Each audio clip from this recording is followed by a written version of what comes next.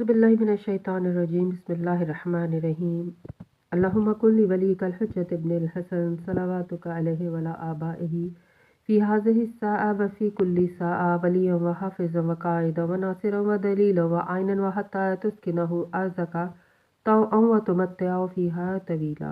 अस्सलाम वालेकुम सामीन, हमारे चैनल ज़िक्र उला में खुशामदीद। मैं आज आपके सामने इल्लामा लाजपाल हुसैन की तसनीफ़ शराब तहूर से इक़्तिबास पेश कर रही हूँ, जिसका बुनियादी मकसद आपकी खिदमत में ऐसा इल्म पेश करना है जिससे लोगों में ऐसा शऊर बेदार हो कि जिससे शयातीन की चालों, हरबों और गुमराहकुन ख़यालात से बचा जाए। अगर आप इस किताब का मुकम्मल मुताला करना चाहते हैं तो इस किताब की PDF को हमारी वेबसाइट www.idarakhatamulauliya.com से फ्री डाउनलोड कर सकते हैं। आकिल शख्स कौन है? जाहिल से क्या मुराद है? सालिहीन किस तरह अपने आकाओ मौला को पहचानते हैं? कल्ब की तहारत का असल मकसद क्या है? आकिल शख्स कौन है? हुसैन अलैहिस्सलाम ने करबला में हबीब इब्ने मज़ाहिर को भी बुला लिया कि जिसका कल्ब बाखबर था। अब सवाल ये पैदा होता है कि जो अपने कल्ब की नूरानी कैफियत और ईमानी हालतों से बेखबर रहे, क्या वो आकिल हो सकता है? हुसैनियत असल बेदारी है और यजीदियत असल गफलत और नाबीनापन है। तो हमें जाहिल के बारे में भी पता करना पड़ेगा कि जाहिल से मुराद क्या है। क्या वो कि जो इल्म व मार्फत रखता हो मगर कल्ब के अंदर शराब तहूर की बूंदों की साअत नज़ूल के वक्त उसका नफ्स सो रहा हो, वो आकिल है? या वो कि जो दुनिया की तलब में मारा मारा भटक रहा हो, वो आकिल है? जिसके अंदर भी हुब्बे दुनिया और इक़्तिदार व माल की तलब होगी, वो आकिल नहीं हो सकता।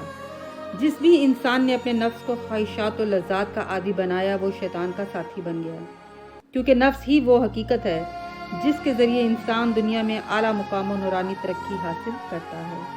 लिहाजा ज़माने के इमाम की निगाह हमेशा इंसान के नफूस क़ुलूब की तरफ होती है, क्योंकि उनको हमारे ज़ाहिर से क्या लेना।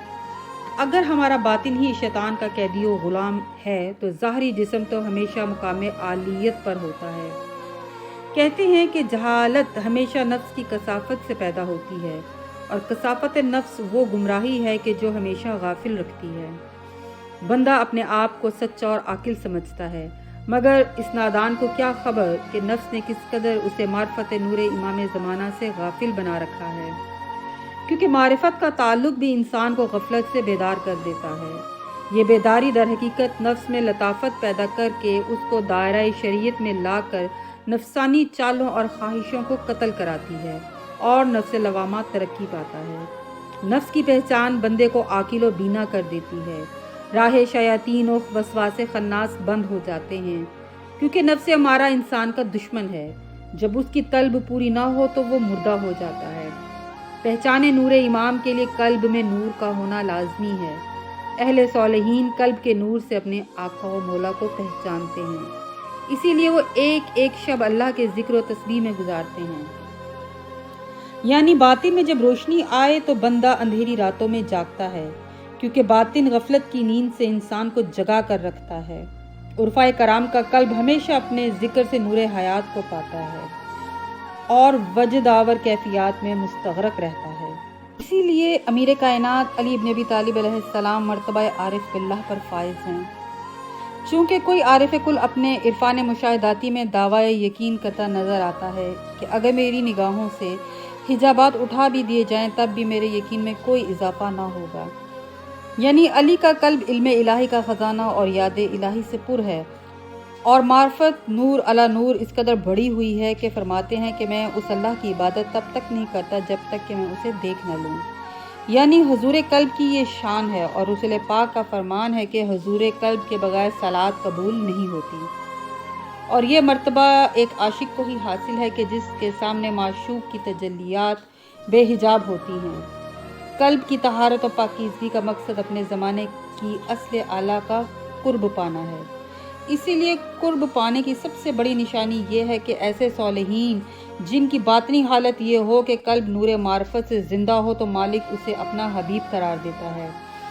फिर उसे अपने ज़ाहिर की परवाह नहीं होती, اسی لیے امام حسین علیہ السلام کے اصحاب و انصار نور معرفت امام سے اس قدر پر ہو گئے کہ دنیا سے بے نیاز ہو کر قرب حق کو پا گئے۔